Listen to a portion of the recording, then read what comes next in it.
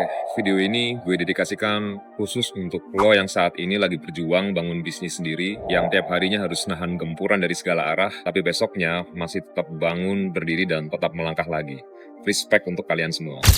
Jadi ya, gue tahu persis rasanya gimana sulitnya bangun bisnis, meskipun di luar sana banyak orang yang ngira mungkin bisnis itu enak gitu ya, yang katanya fleksibel, bebas, bisa atur waktu sendiri gitu ya. Padahal faktanya, satu-satunya kepastian di dalam bisnis itu adalah ketidakpastiannya sendiri gitu ya. Yang ada kita malah masih harus bertanggung jawab untuk ngisi banyak perut-perut orang lain sebelum perut kita sendiri setiap bulan tanpa jeda. Dan katanya lagi, kalau orang bilang tuh bisnis itu penghasilannya katanya nggak terbatas. Ya iya kalau profit, kalau rugi ya ruginya juga nggak terbatas kan. Makanya di bisnis kita nggak bisa bilang pendapatan bulan ini kita kalikan 12, terus kita bilang itu proyeksi angka tahunan. Karena namanya permintaan itu ada musimnya, dan setiap perubahan atau situasi bisa berubah dalam satu malam. Dan justru inilah yang menurut gue mungkin paling jarang dibicarakan gitu ya. Justru karena pebisnis pendapatannya nggak pasti, maka strategi investasinya harus lebih disiplin daripada siapapun. Karyawan punya gaji, mereka punya jaring pengaman, ya. Kita nggak. Makanya game plan kita nggak bisa kalau cuma dari bulan ke bulan.